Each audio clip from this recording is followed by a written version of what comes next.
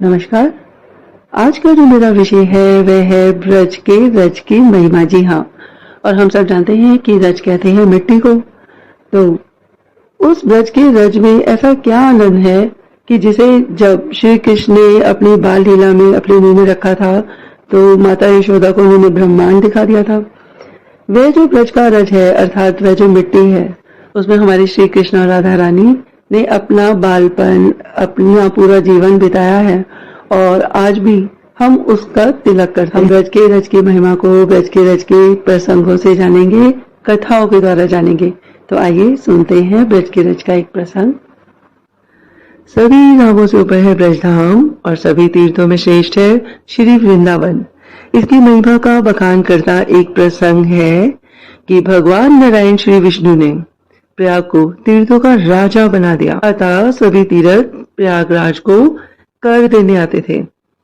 कहने का अर्थ ये हुआ कि सभी तीर्थों में जब हम लोग जाते हैं तो कहते हैं कि हमारे पापों का नाश हो जाता है, तो हमारे सारे जो पाप है वो तीर्थों में जाकर खत्म हो जाते हैं। किंतु वो पाप कहाँ जाते हैं? वो पाप जाते हैं जब सारे तीर्थ प्रयागराज संगम में जाकर स्नान करते हैं। जी हाँ, सारे ही तीर्थ प्रयागराज को कर देने आते थे। तो एक बार नारद जी ने प्रयागराज से पूछा कि क्या वृंदावन भी आपको कर देने आता है? क्या वृंदावन भी जो एक तीर्थ स्थान है वो आप में आकर स्नान करता है? तो तीर्थराज प्रयागराज ने नकारात्मक उत्तर दिया। नारद जी से नामे सर हिला दिया, किंतु नारद जी तो वहां से चले गए।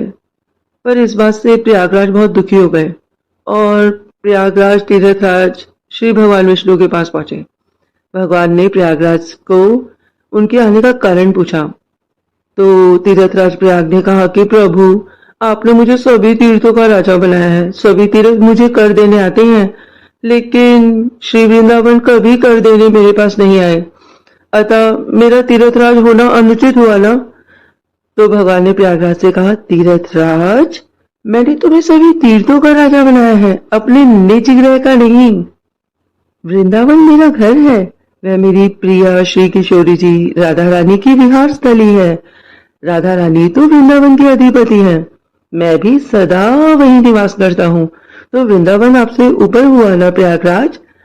सुनो प्रयागराज, एक बार अयोध्या जाओ, 2 बार द्वारिका, 3 बार जाके त्रिवेणी नहाओ, 4 बार चित्रकूट, 9 बार नासिका, 12 बार जाके बद्रीनाथ घुमाओ, कोटि बार काशी केदारनाथ रामेश्वरम गया जगन्नाथ, चाहे जहां जाओ होंगे प्रत्यक्ष दर्शन, जहां श्यामा श्याम के वृंदावन सो वही आनंद पाओ।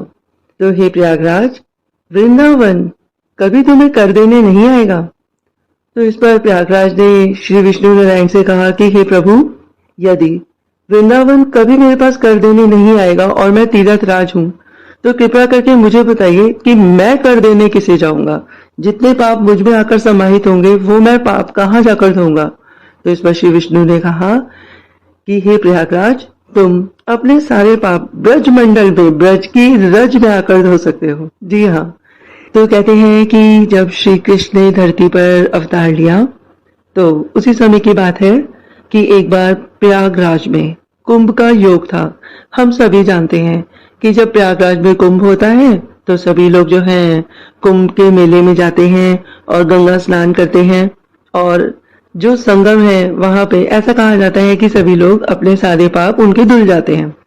तो जब एक बार प्रयागराज में कुंभ का योग था, चारों ओर से लोग प्रयाग तीर्थ जाने के लिए उत्सुक हो रहे थे। तो श्री कृष्ण के पिता श्री नंद जी महाराज तथा उनके गोष्ठ के भाई बंधु भी परस्पर परामर्श करने के लिए हम भी चलकर प्रयागराज में स्नान दान पुण्य करावे, चलो नंद बाबा हमारे संग चलो। किंतु श्री कृष्ण को ये कब मंजूर था, क्योंकि श्री कृष्ण तो जानते थे कि स्वयं प्रयागराज भी ब्रज की रज में आकर स्नान करते हैं, तो फिर प्रयागराज तो जाना गलत हुआ ना। तो प्रातःकाल का समय था। श्री नंद बाबा वृद्ध गोपों के साथ अपनी बैठक के बाहर बैठे हुए थे। तभी सामने से एक भयानक काले रंग का घोड़ा सरपट भागता हुआ आया। तो सभी लोग घोड़े को देखकर भयभीत से हो उठे। उन्होंने सोचा कि कहीं ये घोड़ा कंस का भेजा हुआ कोई असुर तो नहीं है। तो कहते हैं कि वह घोड़ा आया और ज्ञान गुदड़ी वाले स्थल की जो कोमल रज है, रज कहते हैं मिट्टी को, तो कोमल रज में लोटपोट होने लगा। सबके देखते ही देखते उसका रंग बदल गया। वह काले रंग का घोड़ा काले से गोरा अति मनोहर रूपवान हो गया। श्री नंद बाबा और सब आश्चर्यचकित हो उठे। वह घोड़ा सबके ही सामने मस्तक झुकाकर प्रणाम करने लगा। श्री नंद महाराज ने पूछा, कौन है भाई तू? कैसे आया और काले से गोरा कैसे हो गया? वह घोड़ा एक सुंदर रूपवान विभूषित महापुरुष रूप में प्रकट होकर हाथ जोड़कर बोला कि हे ब्रजराज, मैं प्रयागराज हूँ। विश्व के अच्छे बुरे सभी लोग मुझ में आकर स्नान करते हैं और अपने पापों को मुझ में त्याग कर जाते हैं, जिससे मेरा रंग काला पड़ जाता है। अतः मैं हर कुंभ से पहले यहाँ श्री वृंदावन धाम आकर इस परम पावन की धूली में अभिषेक प्राप्त करता हूँ। मेरे समस्त पाप दूर हो जाते हैं। निर्मल शुद्ध होकर मैं यहाँ से आप ब्रजवासियों को प्रणाम करके चला जाता हूँ। अब मेरा प्रणाम स्वीकार करें। और इतना कहते ही वहां ना घोड़ा था ना सुंदर पुरुष। श्री कृष्ण बोले, बाबा आप क्या विचार कर रहे हैं? प्रयाग चलने का किस दिन मुहूर्त है? नंद बाबा और सब ब्रजवासी एक स्वर में बोल उठे, अब कौन जाएगा प्रयागराज? प्रयागराज तो हमारे ब्रज की रज में स्नान करके पवित्र होता है, तो हम तो ब्रज की रज में ही स्नान करेंगे। तब से जो ब्रज की रज है, ब्रज की मिट्टी है, वह ही सब अपने मस्तक पर चंदन की तरह लगाते हैं। ब्रज की रज में तो सभी स्नान करते हैं। हम सब जानते हैं कि हमारे लिए वृंदावन की ब्रज की रज कितनी महत्वपूर्ण है, और ये वह ब्रज की रज है जहाँ पे श्री कृष्ण अपने नन्हे नन्हे पांव से नंगे पैर चले थे। तो हमें पता चलता है कि जो ब्रज की रज है, ब्रज की मिट्टी और ब्रज धाम की कितनी महिमा है। यदि देखा जाए तो ब्रज धाम मुख्य रूप से वन संस्कृति है। जैसा कि स्कंद पुराण में उल्लेख किया गया है कि पृथ्वी पर धूल के कण की गिनती करना संभव हो सकता है, लेकिन ब्रज में पवित्र स्थानों की संख्या को गिनना असंभव है। एक बार श्री कृष्ण स्वयं और राधा रानी के अवतार के समय श्री यमुना जी से धरती पर जाने का अनुरोध किया गया। तो गर्ग संहिता में तो ये कहा गया है कि यत्र वृंदावन नास्ति न यत्र यमुना नदी यत्र गोवर्धनो नास्ति तत्र में न मना सुखम। जैसा कि श्री राधा रानी ने कहा कि मेरा हृदय ऐसे स्थानों पर खुश नहीं हो सकता है जहाँ कोई वृंदावन यमुना नदी नहीं है और कोई गोवर्धन पर्वत नहीं है। इसलिए श्री यमुना जी वृंदावन धाम और गोवर्धन गोलोक से आए हैं। इसके बाद बिरिजा नदी का पानी उसमें डाला गया। श्री कृष्ण ने फिर अपनी 84 उंगलियों के आकार में रज लिया। ये रज 84 कोस के क्षेत्र में यमुना नदी में फैल गया। तो 84 कोस, जैसे कि हम जानते हैं 84 कोस का अर्थ होता है 252 किलोमीटर। जी हाँ, तो ये मिट्टी जो है ये 84 कोस तक फैली हुई है, यानी कि 252 किलोमीटर तक फैली हुई है। बिरिजा नदी और गोलोक धाम के रज के मिश्रण के स्वरूप में इसका नाम ब्रज रखा गया। इस क्षेत्र में 12 वन, 24 उपवन, 20 कुंड और गांव अर्थात नंदगांव, बरसाना, गोवर्धन, वृंदावन, मथुरा, कोसी, राधा कुंड आदि आदि आदि हैं। ब्रज के निर्माण के बाद भगवान कृष्ण ने गोलोक धाम में सभी वृक्षों, पक्षियों आदि को भी ब्रज बनाने का अनुरोध किया। इस प्रकार ब्रज ने इस मृत्यु लोक में अर्थात इस धरती पे गोलोक धाम से अवतरण लिया है। तो आइए अब जानते हैं एक बहुत ही प्यारा प्रसंग राधा रानी का। जी हाँ, तो कहते हैं कि एक बार ऋषि दुर्वासा बरसाना आए। श्री राधा रानी अपनी सखियों के संग बाल क्रीड़ा में मगन थी। छोटे छोटे बर्तनों में छूट मूट का भोजन बनाकर अपने इष्ट भगवान श्री कृष्ण को भोग लगा रही थी। ऋषि दुर्वासा को देखकर राधा रानी और सखियां संस्कारवश बड़े प्रेम से उनका स्वागत करने लगी। नन्ही नन्ही बालिकाएं वह ऋषि को प्रणाम करके उन्हें आसन पे बिठाने लगी। तो ऋषि दुर्वासा भोली भाली छोटी छोटी कन्याओं के प्रेम से बड़े प्रसन्न हुए और उन्होंने वह जो कुशा का आसन बिछाया था, तो वह छोटी छोटी बालिकाओं के कहने पर उस कुशा के आसन पर बैठ गए। जिस ऋषि की सेवा में त्रिटी के भय से त्रिलोक की कांप उठती थी, यह वही ऋषि दुर्वासा हैं जिनकी सेवा छोटी सी राधा रानी अपनी सखियों के साथ भोलेपन से सहजता से कर रही थी। ऋषि केवल उन्हें देखकर मुस्कुरा रहे थे। इतने में छोटी छोटी राधा रानी की सखियां कहने लगी कि महाराज आपको पता है हमारी प्यारी राधा ने ना बहुत अच्छे लड्डू बनाए हैं, हमने भोग अर्पण किया है, अभी आपको प्रसादी देते हैं। यह कहकर सखियां लड्डू का प्रसाद ले आती हैं। लड्डू का प्रसाद तो है पर ये तो ब्रज रज का बना है, अर्थात ब्रज की रज मिट्टी के बने हैं वो लड्डू, खेल खेल में राधा रानी ने बनाए हैं।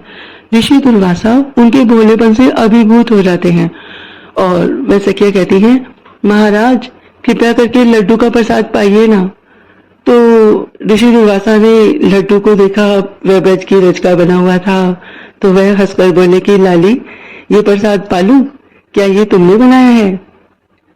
तो इस पर राधा रानी और सारी सखियां कहने लगी कि हाँ हाँ ऋषिवर, ये राधा ने बनाया है, आज तक ऐसा लड्डू आपने नहीं खाया होगा। तो ऋषि दुर्वासा ने प्रेमवश वो लड्डू, मिट्टी का लड्डू उठाया और जैसे ही मुंह में डाला तो वह परम चकित रह गए, शब्द रहित हो गए। एक तो ब्रज रज का स्वाद, दूजा श्री राधा जी के हाथ का स्पर्श लड्डू अमृत को भी फीका कर दे, ऐसा स्वाद था लड्डू का। ऋषि की आंखों में तो आंसू आ गए। अत्यंत प्रसन्न हो वह राधा रानी को अपने पास बुलाते हैं, बड़े प्रेम से छोटी सी राधा रानी के सिर पर हाथ फेरकर उन्हें आशीर्वाद देते हैं, बेटी आज से तुम अमृत हस्ता हुई। जगत की स्वामिनी श्री जी, उनको किसी के आशीर्वाद की जरूरत नहीं है, फिर भी देव मर्यादा से आशीर्वाद स्वीकार किया।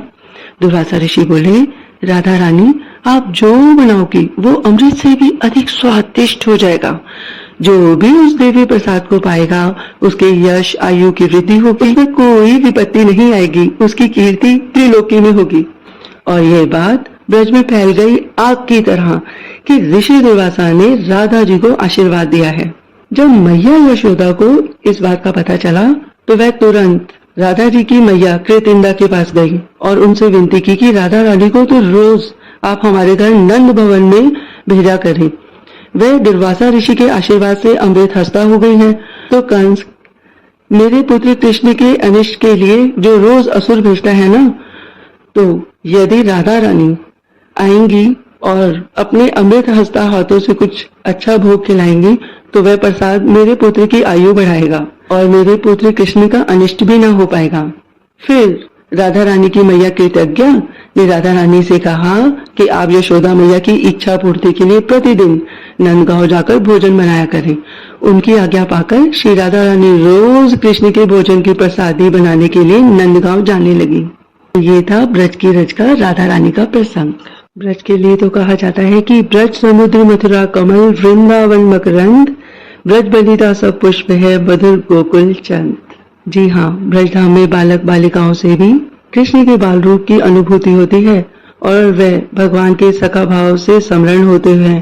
ब्रज के मातम्य को कहाँ तक कहा जाए, सभी संप्रदायों के आचार्यों ने ब्रज की महिमा का गुणगान किया है। इसकी समता का कोई अन्य भूखंड नहीं है। यहाँ स्वयं परमात्मा परमेश्वर नर रूप धारण कर नंद नंदन के रूप में निराकार से साकार हो गए। तो ये था ब्रज का महात्म। आप सब लोगों ने बहुत ही प्रेम पूर्वक मुझे सुना। आप सब लोगों का बहुत बहुत धन्यवाद, बहुत बहुत धन्यवाद।